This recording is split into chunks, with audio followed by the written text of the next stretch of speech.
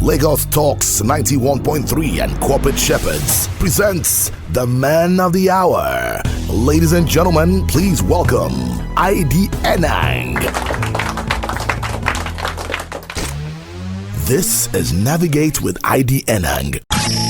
This is Navigate with ID, brought to you by Corporate Shepherds.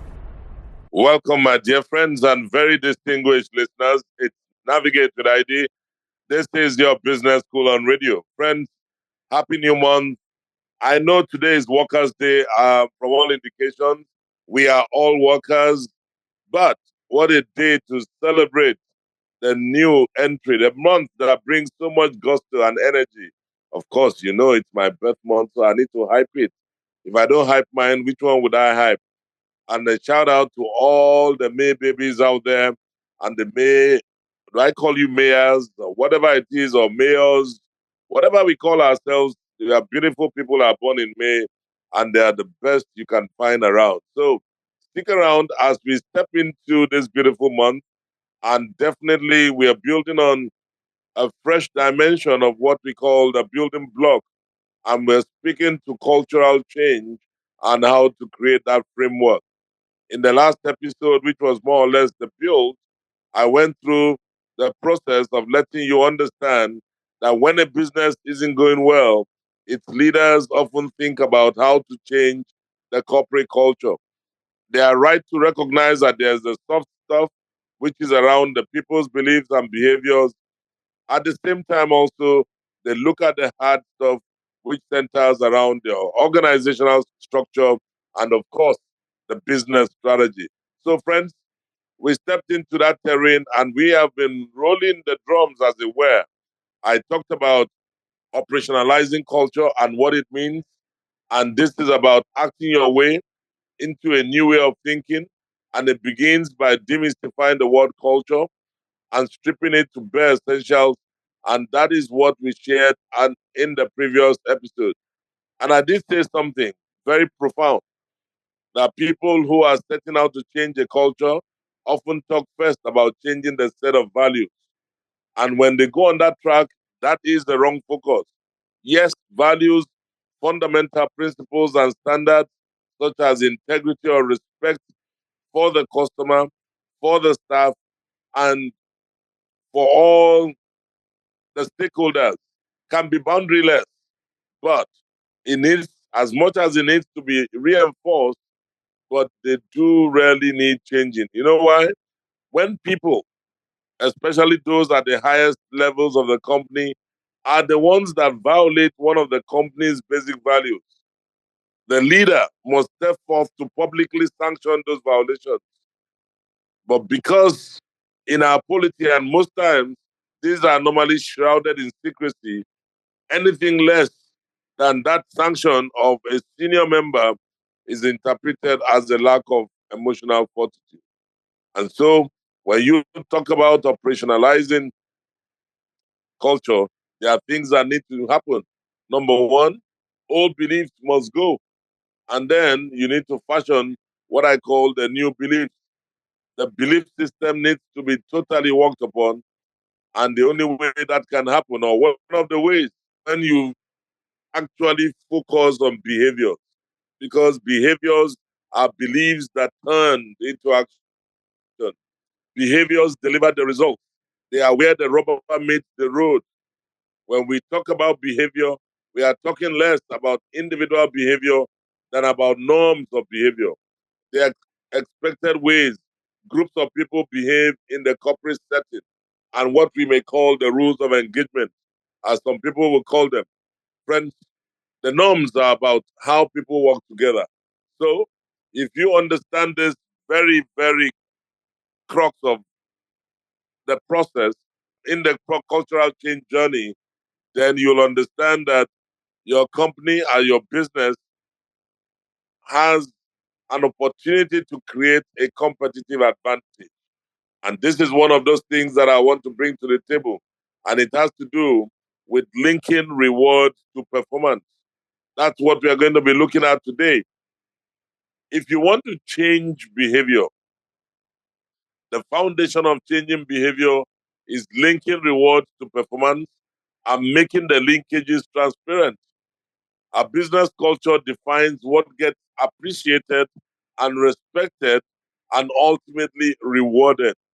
It tells the people in the organization what is valued and recognized, and the interest of trying to make their own careers more successful, that is where they will concentrate.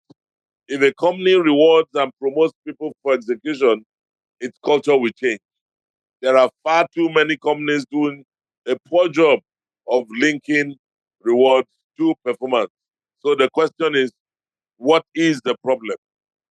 Now, this is what I've drawn from my friend Ram Sharam. He says, while some leaders in some companies successfully make this link, too many behave like wimps. We have seen again and again that people love to give rewards. They love to be loved, but they don't have the emotional fortitude to give honest feedback and either withhold the reward or penalize people. They don't feel comfortable rewarding performance and behavior. They procrastinate, they sugarcoat and rationalize. Leaders sometimes even create new jobs for non-performers.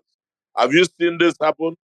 Where a non-performer in the organization is being pampered and managed by the boss because he may be coming from a place like himself, or it could be his tribesman, or it could be his own ethnic brother, or it could be his own soul brother, whatever. Why would you feel so good to sugarcoat, to procrastinate? And why would you penalize others for withhold being able to reward bad behavior? And this is something that, whether you like it or not, it's a game changer and a game killer.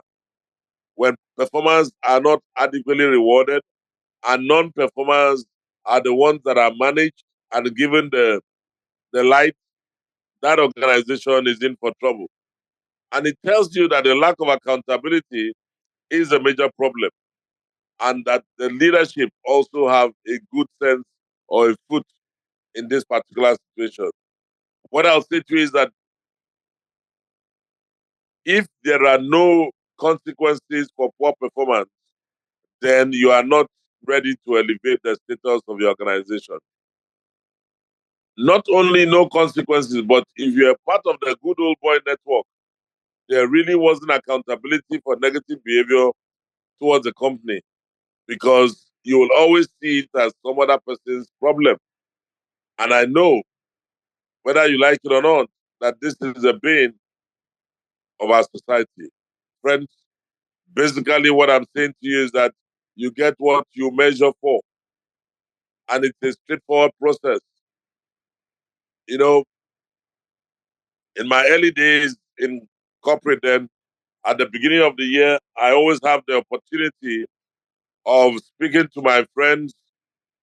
I mean, when I talk about friends, will be my colleagues. I'm able to, get them ready for the year. And we go on some very nice retreat.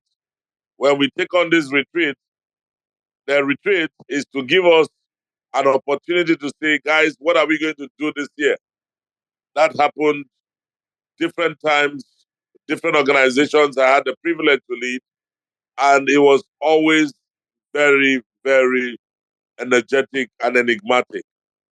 Apart from writing a note to each of my colleagues, the staff, business leaders, calling them into those spaces, I will then also be able to say, guys, these are the goals that we have agreed. But, we always make it very, very clear. So, for instance, when I was at Cadbury, I've been using Cadbury as an example as commercial director. We would go out, take my entire team, and also colleagues from other functions, manufacturing, quality, technical, supply chain, HR. HR was part of us anyway. And then we'll also have corporate affairs. And we'll go to a place like Ada in Osun State. And the boys will all come out. And everybody, 140, I beg your pardon, almost 200 and we'll have luxurious buses lined up, and we'll take everybody down to this place for this retreat, as we call it then.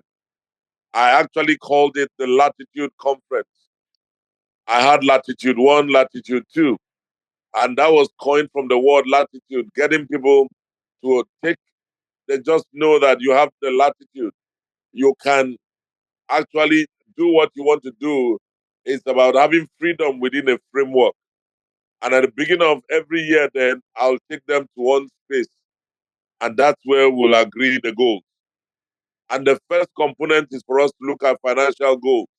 As a commercial team, what does the company expect of us? Revenue growth. We are the ones that will bring in the revenue, income, cash flow, productivity, all of those variables that depend are totally what I will call the business drivers. And we will try to accomplish them in that year. The goals will be weighted, and everybody will leave that place, from my direct reports to the regional sales managers, to the brand managers, marketing managers, our colleagues in production, our colleagues in quality supply chain, and they can see clearly that this is how much we want to get as top line revenue. And when it comes to the different brands, Bombita, we are going to come in with X number of tons this year. We have TomTom, this number of tons. All of that spelled out, bottoming, and we'll sit in by SKU, meaning stock keeping unit. This is the volume we are looking for, and this is the value at stake. Friends, everybody leaves that party feeling great, and we know that we need to achieve this number. Now, if we have new products, we highlight it. What I typically do is that I would lower the growth for certain categories and then be able to raise the goal for product introduction. Now, you can call that internal cannibalization, but no, we'll grow the pie, but make sure that it's part of the pie. So, like we used to have TomTom, as you know, the big the black sweet with white stripes. We had honey lemon. And for you to introduce a honey lemon, you have to look at that as coming in within the box of the entire family. What does that mean? It means that everybody must focus on what we are doing this year and in the long term. This goals could be anything from developing our processes, breaking them into specific dimensions, and everybody walks away knowing what they need to do. Every single business leader is given a specific target. When I mean target here, I'm talking in terms of goals. And each of them will go back and translate it to workable dimensions. And the next day we have bringing all our distributors, and they will sit down, all the RSMs and DSMs and Cadbury business managers, as I coined them then, CBMs.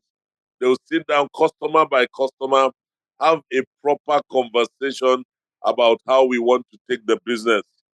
Friends, this is how you drive for excellence. This is how you make it happen.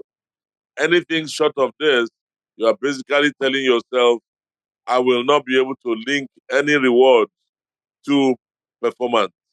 When the performance comes, it's easier because everybody is clear. And before they start, I say, if we make this, guys, this is the reward. If you get this, this is a reward. Not only would you get the sales incentive plan in place from a monthly to a quarterly and also half yearly and then full year. All stakeholders, the staff, the distributor, the customers, all, everybody gets, there's a link of a reward to your performance. If you deliver, you get the reward. If you do not deliver, you don't get any reward. And if you continually underperform, then we have to put you on a performance improvement plan. That is how things are done. That's how things are done. And that's where the discipline of getting things done comes very, very, very clear and succinct. And so all I'm telling you is from personal experience, and this can be done. If you doubt it, well, invite us and we'll come and show you. All I'm saying to you is that you should do all you can to reward people for doing their best, because that is how you get a performance culture out. Many companies do not understand that when they pay bonuses or when you have a bonus structure, you are more or less motivating your team members to strive to do a lot more than they would typically have done. Linking reward to performance is necessary to creating an execution culture. But I must say, it is not enough by itself. And you wonder why. And you say to me, ID, why do you say so? All too commonly, a tough leader, if you have a tough new leader that strives for a performance culture, will set rigorous performance standards and then stand back to watch the play unfold. Sink or swim is the message.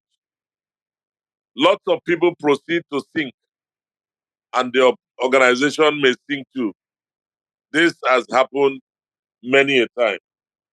Lots of people tend to sink. Now, on the other hand, some other leaders design rewards for new behaviors of execution, but they implement them brutally. If you want to know what I'm talking about, go and work with the Asians. Those guys are brutal. They don't take the important step of helping people to master their new required behaviors. They don't coach.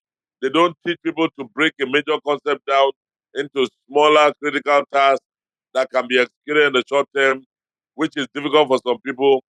They don't conduct the dialogues that surface reality, teach people how to think or bring issues to closure. They just say, just do it. How you get it done, that's it. And you know what? They design rewards for new behaviors. They tell you, if you hit this target, you get this. And they implement them brutally. They are not going to sit down and start pampering you and telling you this, that. No, no, no, no, no. They don't sit down to coach. My friend, I've given you a car. This car I've given to you is not a luxury. You are meant to bring in sales. You are meant to bring in XYZ. You are meant to open doors. If in a month you're not opening any doors, I will withdraw the car. They implement them brutally. But then, let me tell you the missing part of the equation. That missing part lies in what I will call, and indeed, Ram and Larry called it the social software of execution. What is the social software of execution? SSE. The social software of execution is nothing other than you asking some questions around what I call management routines and the tasks that you take on. Come with me as I go on this little journey. How many meetings have you attended where everyone seemed to agree at the end about what actions will be taken, but nothing much actually happened as a result? I know of many companies, they are always meeting week in, week out, 2, 3 times a week. And I just wonder, if you guys are forever meeting, when do you have time to execute? Monday meeting, Tuesday meeting, Thursday meeting, all the meetings put together. Productivity is still at a low. Something is wrong. These are the meetings where there's no robust debate, and thereby, or therefore, nobody states their misgivings. Instead, they simply let the project they didn't like die, and it dies a quiet death. Or how does it die? When they're asking, or guy is asking all the questions, or guy is the one doing all the talking, or guy is the one marshalling him or herself alone. Nobody is answering. There's no dialogue. Oga knows it all. He's the alpha, but he cannot be the omega. He's just mega. Oga is the biggest and the brightest of everybody. Everybody will just be looking at Oga and say, Oga, there's no problem. What happened?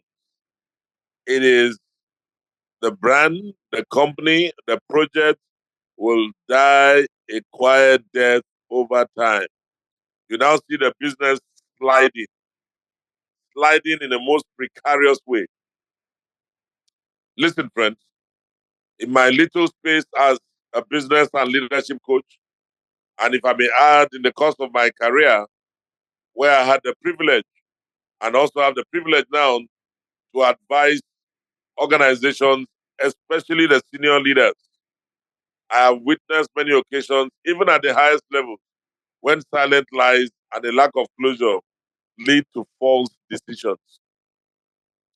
You know why they are false? They are false because they eventually get undone by unspoken factors and inaction. These instances of indecision share a family resemblance and misfire in the personal interactions that are supposed to produce results. The people charged with reaching a decision and acting on it fail to connect and engage with one another. Intimidated by the group dynamics of hierarchy and constrained by formality and lack of trust, they speak through their lines and without conviction. When you see people that are speaking through their lines, there's no conviction, they lack emotional commitment. The people who must carry out the plan, they will not act decisively now. Yes, these faulty interactions rarely occur in isolation.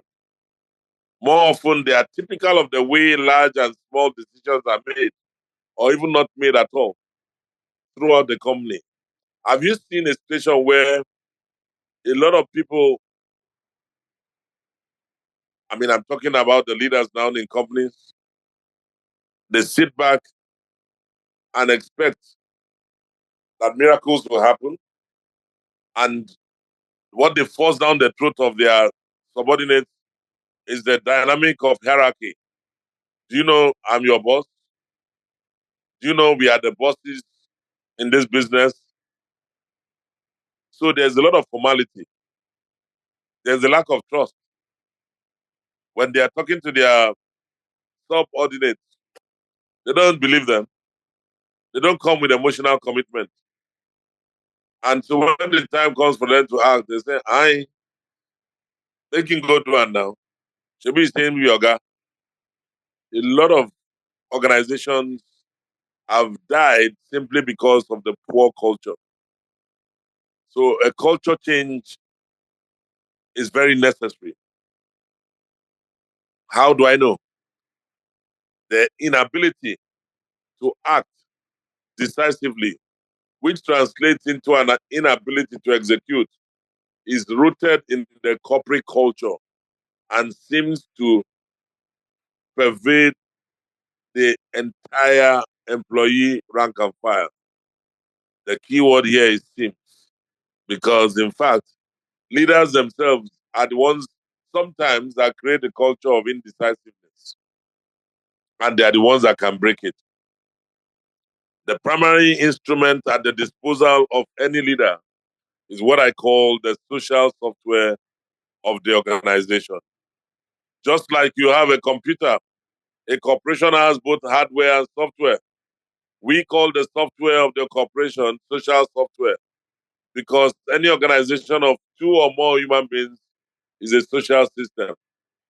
The hardware includes such things as the organizational structure, the design of rewards, compensation and sanctions, design of financial reports and their flow. Communication systems are part of the hardware. So is also a hierarchical distribution of power. The balance of power is also part of it, where such things as assignment of tasks and budget level approvals are visible. They are hardwired and they are formal.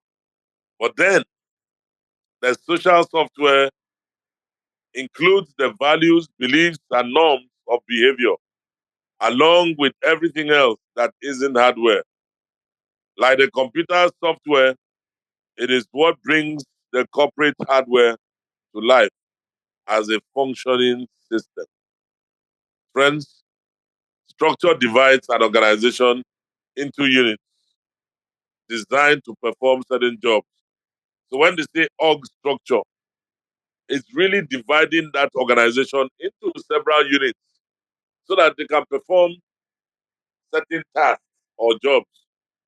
Now, the design of that structure is obviously very important, but it is a software that integrates the organization into a cohesive, unified, synchronized whole.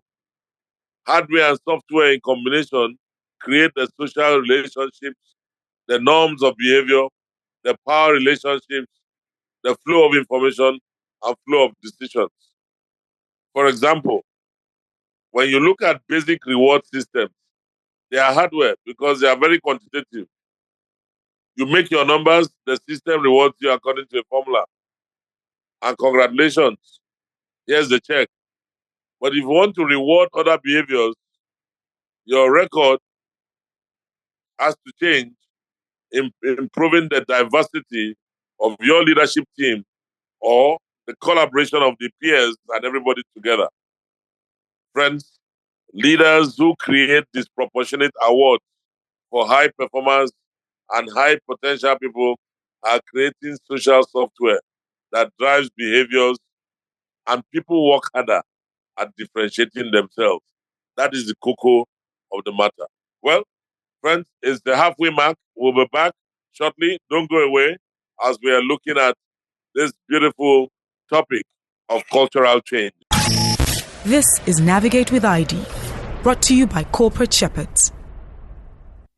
A radio program like no other. Very many people out there who do not even take on any evaluation, just jump in. Oh, my friend says he's making a lot of money. Oh, my auntie says this is good business. The same way you've jumped in, you jump out. Get insights from a seasoned expert. Of course, an angel is an individual private investor, someone who has excess wealth and they'd like to invest in a private business. Talk about your one-stop shop business program. That's the whole essence of having a business school on radio. It's your business school on radio. Navigate with ID right here on Lagos Talks 91.3, airing on Tuesdays and Thursdays from 3 to 4 p.m. And if you need to get across to me, please send an email to contact@navigatewithid.com, or you can also follow me on my social media platforms at IDYENANG. Thank you so much and God bless.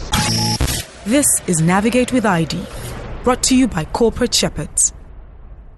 Welcome, my dear friends and very distinguished listeners. It's Navigate with ID. As you know, it's your business school on radio. Just in case you're just joining us, I bid you welcome. You're joining at a time where we are looking at cultural change and how we can effectively create a framework. This is the major building block for execution to happen. And so we've looked at varied dimensions and the things that need to happen. And there we start in a space where I said you need the hardware and the software. But there is a very key component of the software which many of us do not take cognizance of. And when you don't take cognizance of the software of the corporation, which we call the social software, the tendency is that the hardware gets very, very impacted. And this social software is what we are looking at on this second half. So I bid you welcome once again as we straddle this second half, looking at the social operating mechanism. And that's the software around this bit. Friends, when you hear of social operating mechanism, what comes to your mind? Do you know that all those meetings that you hold in your office or offices, the presentations you make, the memos you write, and the text that you exchange with your colleagues, they are social operating mechanisms? Do you know that love or hate relationships are formed, that people are destroyed from those, or relationships are destroyed from the lack of proper management of those mechanisms? Do you even know that your email exchange is part of it? Anything and anywhere that dialogue takes place is the social operating mechanism, SOM. There are two things that make them operating mechanism, not just meetings. First, they are integrative. They cut across the entire organization and break barriers among units, functions, discipline, work processes, and hierarchies, and between the organization and the external environment. Social operating mechanisms create new information flows and new working relationships. They let people who normally don't have much contact with one another exchange views, share information and ideas, and learn to understand their company as a whole. They achieve transparency and simultaneous action. You know, when I look at the world of work, very many companies suffer from the lack of management of the internal social mechanism. A lot of people, or a lot of people, have bad blood for each other. The bad blood does not end just with them, it goes ahead to destroy the business. So when we send some emails, look at some emails that are sent. If they are CYA emails, somebody wants to expose you. And when he exposes you, he wants to cover his own backside. Sometimes very deadly emails are sent. And then somebody is blind copied. They are social operating mechanisms that are breaking down walls, destroying the fabric, the inner software, and people don't know. So when you engage in such practices and your company is one that does not call it out, that business may hit the rocks down the road. So when you have SOMs, that is social operating mechanisms, where the beliefs and behaviors of the social software are practiced consistently and relentlessly, they spread the leaders' beliefs, behaviors, and mode of dialogue throughout the organization. Other leaders learn to bring those beliefs and behaviors to the lower level, formal and informal meetings and interactions they conduct, including coaching and feedback. They become their social operating what? Mechanisms. One thing I must tell you,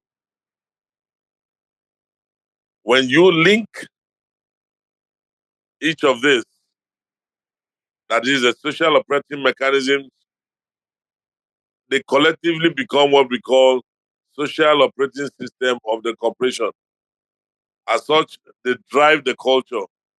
The email culture in your organization, if it is very, very divisive, destructive, or open-minded and transparent, will tell you where the organization is in terms of growth, in terms of maturity, in terms of development.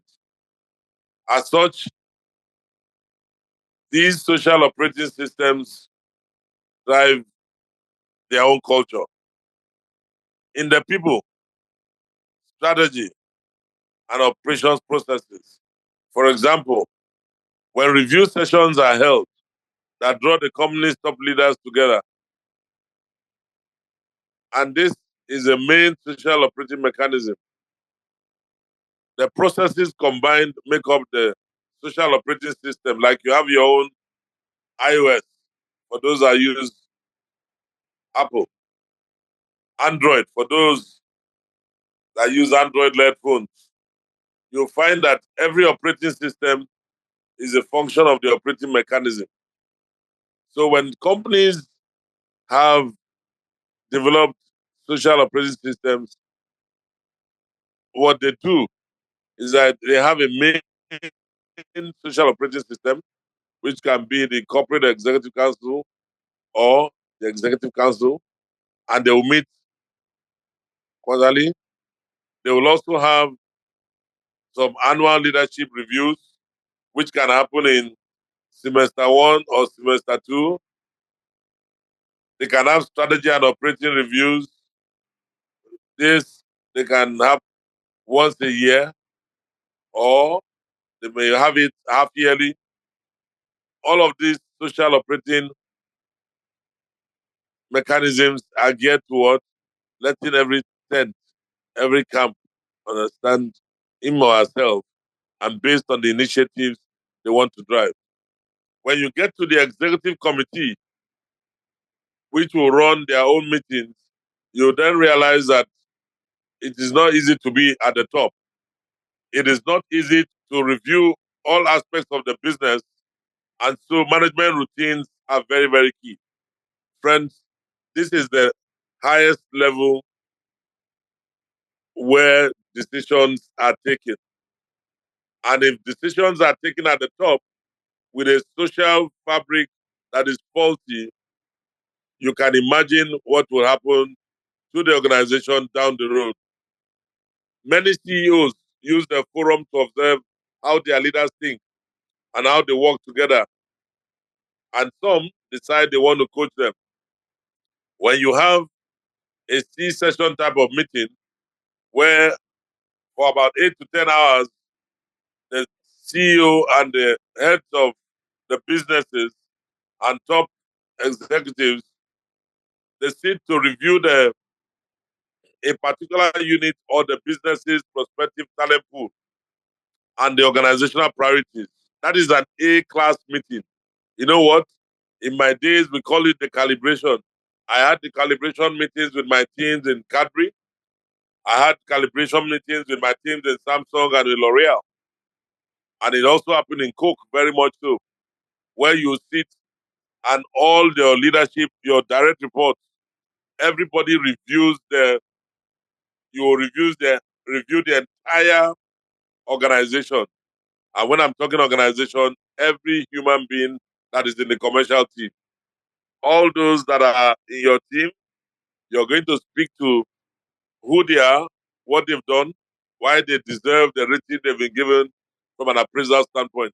And it's from there that you'll come forward with who needs to be promoted or rewarded, who needs help with development, and who can't handle the job.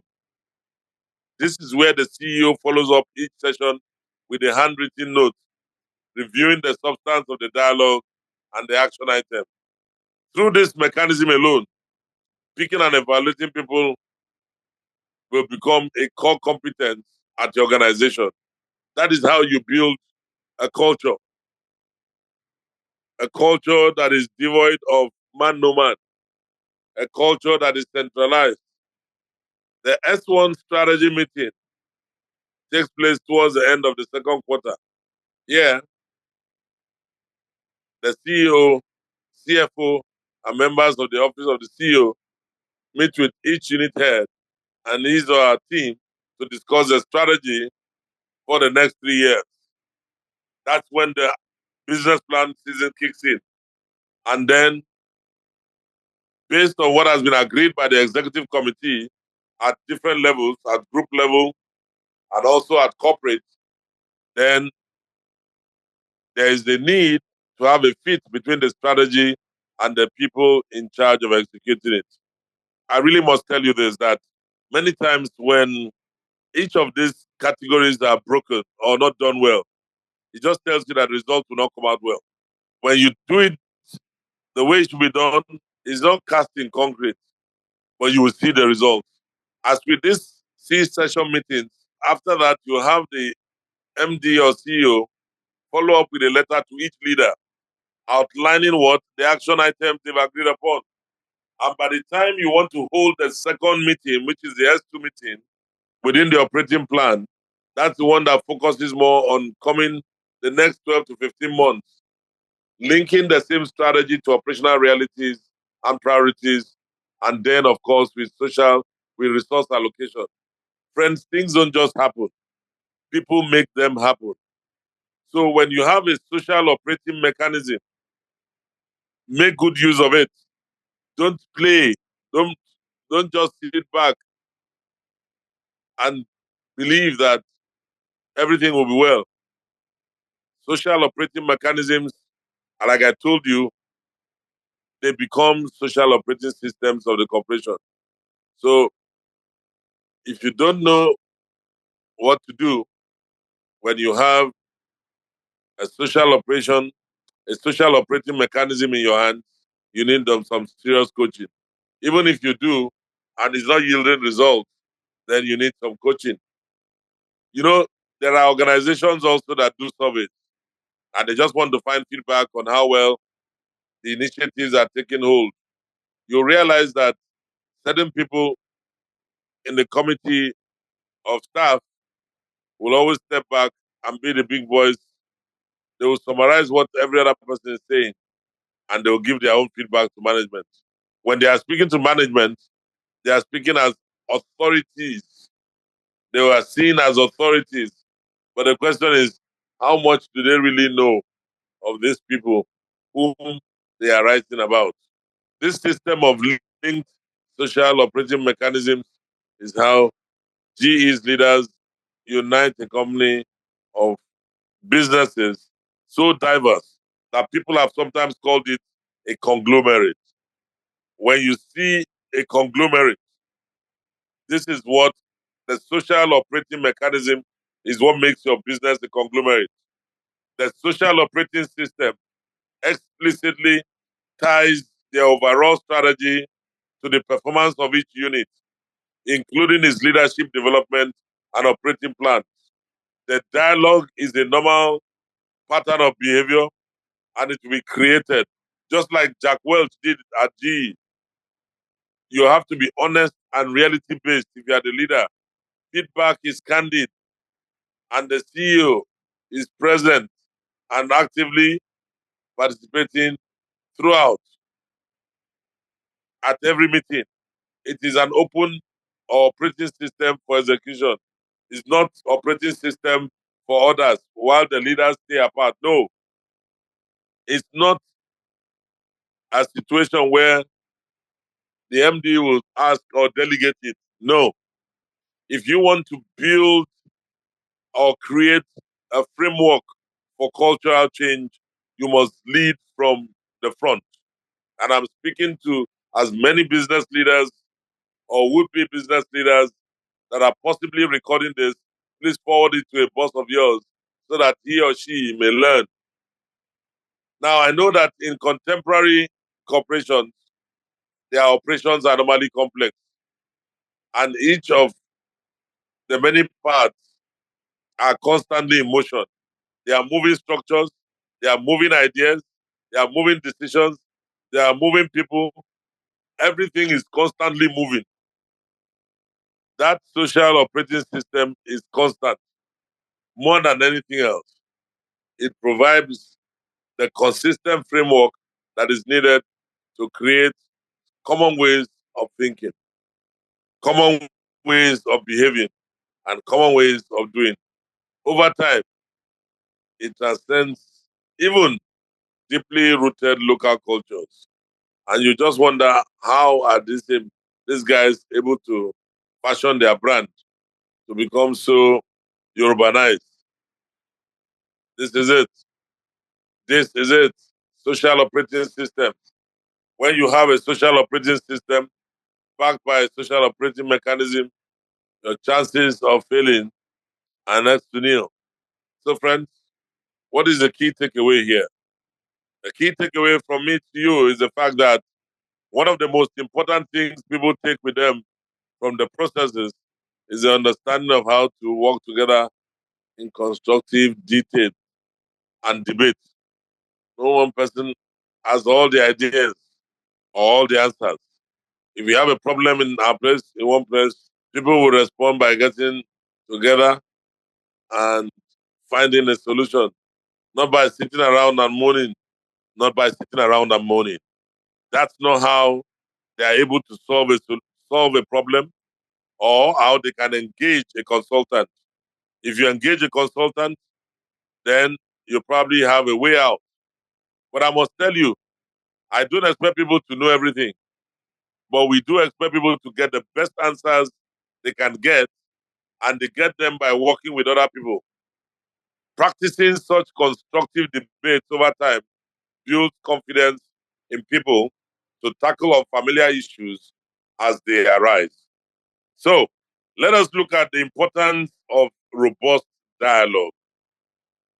If you're listening, friends, when it comes to building a framework for cultural change, This is not a topic that is so exciting, but I hope this is making sense to you, that you can relate with some or all or most of the things that I'm saying. If you cannot relate to it, then we need to find a way in which we will have you permanently glued to this station, and on Tuesdays and Thursdays especially. So let's look at the importance of robust dialogue. You can never have an execution culture without robust dialogue, one that brings reality to the surface through openness, candor, and informality.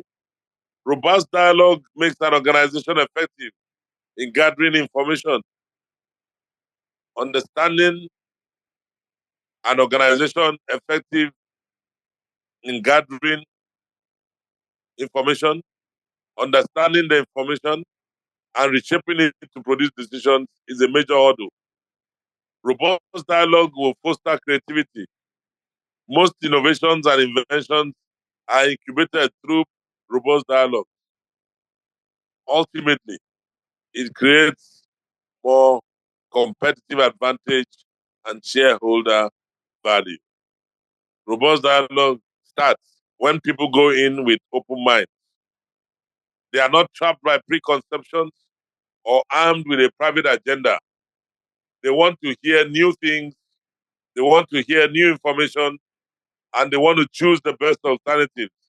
So they listen to all sides of the debate and then make their own contributions or decisions. When people start speaking candidly, they express their real opinions, not those that will please the power players or maintain harmony or, like we say, being politically correct. Indeed, harmony sought by many, that is, the leaders who wish to offend no one, can be the enemy of truth. So when you find some leaders who like to be in harmony all the time, they don't want to offend anyone. That can be the enemy of truth. You want to be in everybody's good books. No. Part of the what brings out the best is that constructive tension, robust dialogue. When that happens, when this whole um, contrived atmosphere of harmony, which can be the enemy of truth, happens, it can actually squelch critical thinking and drive decision making on the ground. When harmony prevails, here is how things often get settled. After the key players leave the session, they quietly veto decisions they didn't like, but didn't debate on the spot. A good motto to observe this is truth over harmony. Candor helps wipe out the silent lies and pocket vetoes, and it prevents the stalled initiatives and reworks that drain energy. Let me tell you something, friends. Informality is critical to candor. This is one of those things that Jack Welch used as his byword. He will tell you that formality suppresses dialogue, informality encourages it. Formal conversations and presentations, they leave little room for debate. They suggest that everything is scripted and predetermined. But informal dialogue is very open. It invites questions, encourages spontaneity and critical thinking. I prefer the informal to the formal, or a blend of both, but not leaning more to the far right and saying, no, this is far excessive. Being too informal is not the way. You're not serious. That's where you get to the crux of it. At a meeting, in a formal hierarchical setting, a powerful player can get away with killing a good idea. All they need to do is to drop it. Everybody keeps quiet. But informality encourages people to test their thinking, to challenge it, to experiment it, and to cross-check. They say, boss, this one way you talk no go fly now. Why not this? It's informal. But when you take it formally, they can't challenge you. They kill it. It enables them to take risks among colleagues, bosses, and subordinates. Informality gets the truth out. It surfaces out of the box ideas. The ideas may seem absurd at first hearing, but it will create a breakthrough. Why? Questions, friends. robust dialogue ends with closure. At the end of the meeting, people agree about what each person has to do and when. They've committed to it in an open forum. They are all accountable for the outcome. But when it is too formal and there is no dialogue, it ends with an artificial closure, and people leave that meeting confused, battered, or they just feel, well, for the boss's sake, at the end, nothing gets done. What would you rather do? Which approach would you rather take? For my 2 cents, I dwell more with informality because it allows me get into the heads and minds of people. It allows me create a convivial atmosphere to experiment, to cross-check, to test ideas, to criticize critical thinking and say, what are you trying to bring out? But in a fun, candor-like manner, with some humor. You know, with humor gets away with everything. Humor laces the pipes. Humor laces the entire system. The reason most companies don't face reality very well is that their dialogues are ineffective. Yet, many corporations hold meetings as if meetings want to go out of fashion. And it shows in their results. Think about the meetings you have attended, those that were a hopeless waste of time, and those that were productive and they produced energy and great results. What was the difference? It was not the agenda, not whether the meeting started on time or how disciplined it was, and certainly not the formal presentation. No, the difference was in the quality of the dialogue. In the typical corporate meeting, whether it's a business review, for example, the dialogue is constrained and politicized. Some people want to shade and soften what they say to avoid a confrontation. Me, I don't get time for all those ones. That's why people like me in the business review, what you see is what you get. Whether I am with the king, whether I'm with the prince, or whether I'm with the lady, everything I want to say, I say. My motto is, I may not have my way, but I'll have my say. Friends, robust dialogue opens and creates an opportunity to produce great results. That is the reality of the noun, and you will be asking questions later on to say, how did it happen? It was about the software. Can't stop loving you guys. Thank you so much for listening. Happy New Month once again. God bless you richly. This is a great month. I can tell you, it is a month of fulfillment. It is the best month ever because this is where everything turns around for your good. Congratulations and Happy New Month. Goodbye. And that was Navigate with ID, brought to you by Corporate Shepherds.